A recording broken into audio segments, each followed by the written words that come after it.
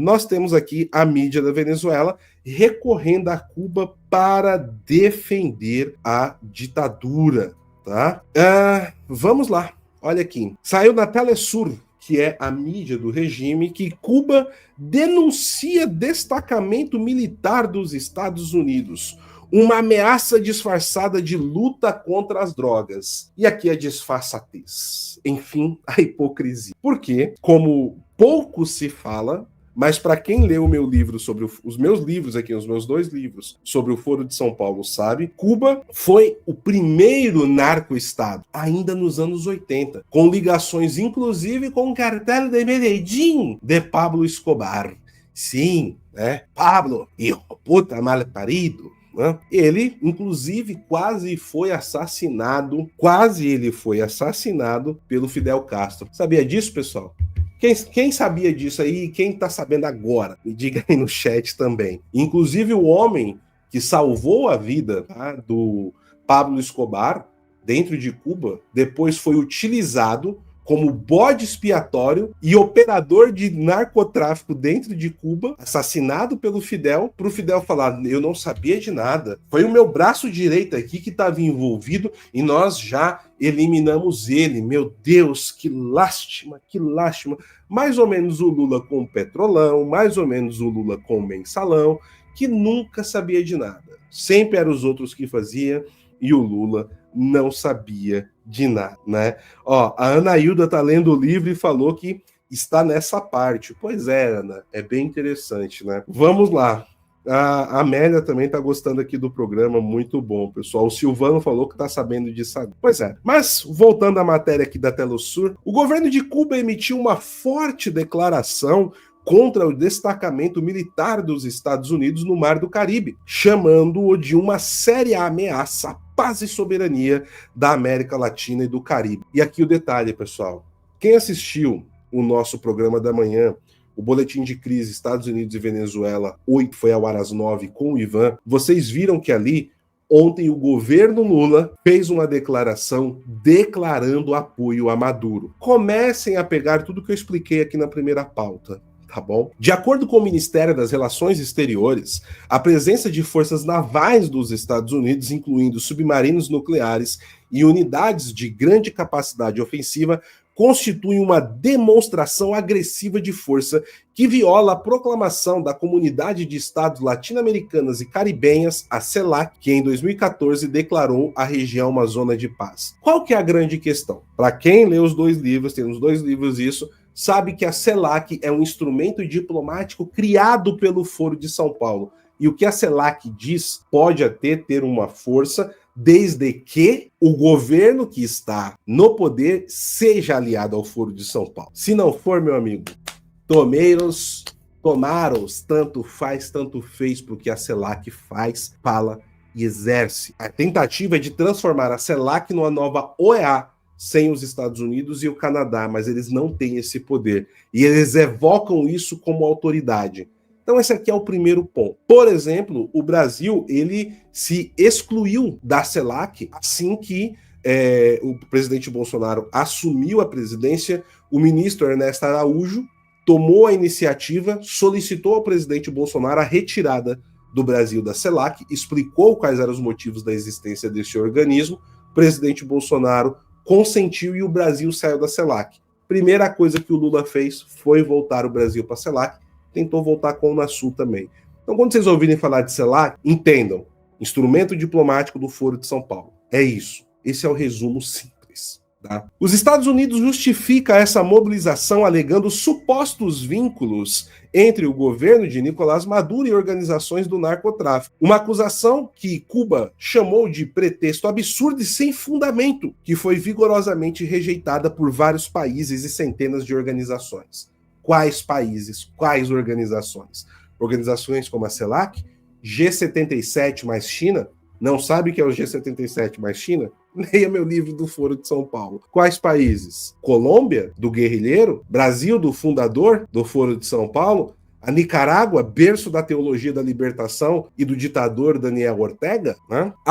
Percebam a linguagem como é construída, né? E a importância de se interpretar isso. A declaração oficial enfatiza que, mesmo a própria DEA, né, dos Estados Unidos não inclui a Venezuela em seu relatório de 2025 como um facilitador de drogas para os Estados Unidos. Isso é enfaticamente expresso em um relatório das Nações Unidas que certifica que a nação sul-americana não tem presença de cultivos ilícitos e não possui laboratórios para processar drogas. Gente, peraí. Eu preciso fazer isso daqui antes de eu explicar para vocês todas as armadilhas desse parágrafo. Eu tô louco? Eu pergunto. Quando eu falo isso, eu sou louco? Eu sou louco? Não, eu sou louco. Eu tô louco? Não, eu não tô louco. Eu não tô louco. Eu não tô louco, pessoal. Vamos aqui aprender como desmistificar as falácias. Então tá aqui, ó. Eu vou pegar esse parágrafo, ele é a chave. A declaração oficial enfatiza que mesmo a própria DEA, né, o Department, né, e Enforcement Drugs, deixa eu ver aqui, a sigla é Drugs Statement Agency, isso. A Agência Antidrogas dos Estados Unidos, né, a DEA dos Estados Unidos, não inclui a Venezuela no seu relatório de 2025 como um facilitador de drogas para os Estados Unidos.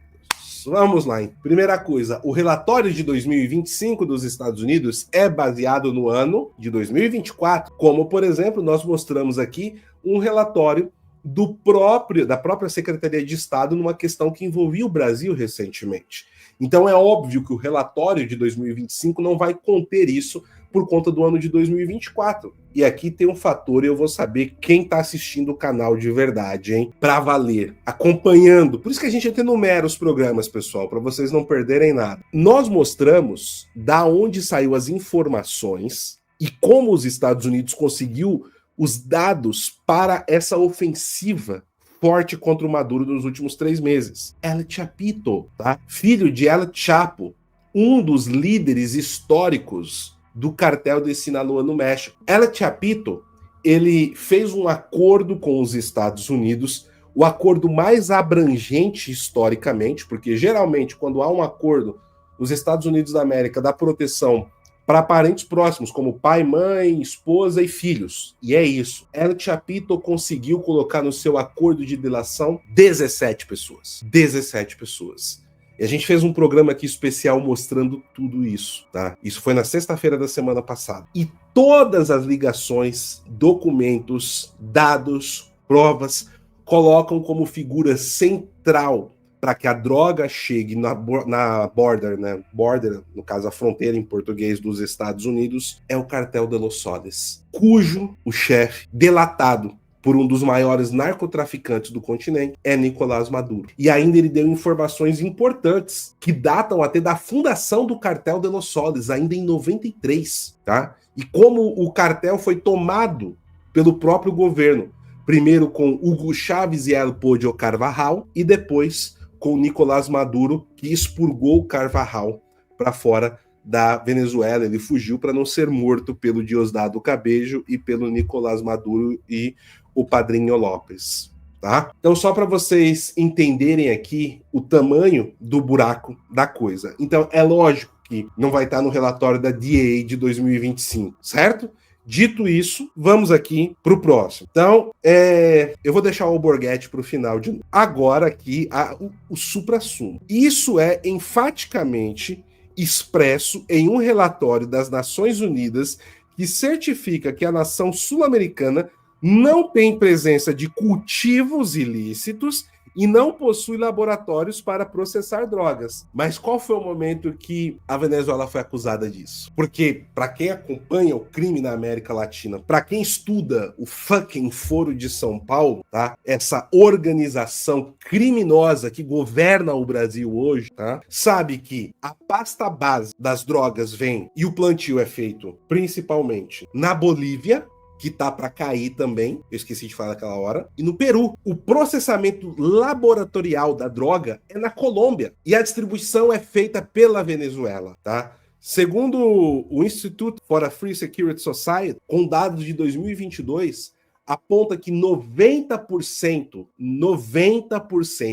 da cocaína produzida nos laboratórios colombianos pelo M19, pelas Farc e outras guerrilhas e outros cartéis, 90% dessa droga, ela é distribuída no mundo pelo cartel de Los Solos. Ficou claro aqui? A falácia cubana aqui, 25% da cocaína do mundo, segundo o último levantamento de 2022, é distribuído pelo cartel de Nicolás Maduro. 1/4 da cocaína do mundo é distribuída por Nicolás Maduro. E aí a gente lê aqui, eu vou fazer o favor de ler para nossa úlcera subir junto agora, que vocês compreendem a falácia e a mentira que aqui está, para perguntar se nós estamos ficando loucos juntos, tá? A declaração oficial enfatiza que mesmo a própria DEA dos Estados Unidos não inclui a Venezuela em seu relatório de 2025 como um país facilitador de drogas para os Estados Unidos. Isso é enfaticamente expresso em um relatório das Nações Unidas